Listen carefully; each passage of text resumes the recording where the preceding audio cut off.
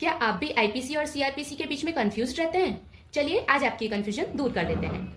IPC मतलब Indian panel code और CrPC मतलब क्रिमिनल प्रोसीजर कोड। वैसे अब इसका नाम बदल दिया गया है। आईपीसी को बीएनएस भी कहा जाता है, मतलब भारतीय न्याय संहिता, और सीआरपीसी को बीएनएसएस भी कहा जाता है, मतलब भारतीय नागरिक सुरक्षा संहिता। आईपीसी आईपीसी अभी हम देखते हैं कि आईपीसी में होता क्या है। तो आईपीसी में जो ऑफेंसेस होते हैं और जो पनिशमेंट होती है उसकी, इन दोनों को डिफाइन किया जाता है। आईपीसी में ऑफेंसेस मतलब जो क्राइम है और उसकी जो पनिशमेंट है उसको डिफाइन किया जाता है, और वो डिफरेंट सेक्शंस में दे रखा है।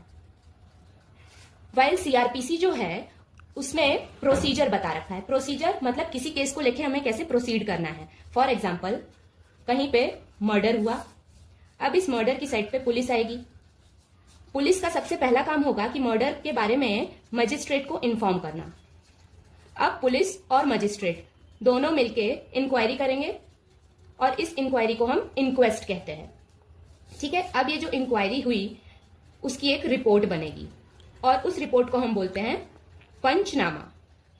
अब ये जो रिपोर्ट बनी वो जाएगी मजिस्ट्रेट के पास, पुलिस उसको मजिस्ट्रेट को देगा अपनी सिग्नेचर करके, और उसके बाद मजिस्ट्रेट का डिसीजन होगा कि आगे हमें क्या एक्शन लेना है, कि हमें जो विक्टिम है उसको अरेस्ट करना है या उसको छोड़ देना है।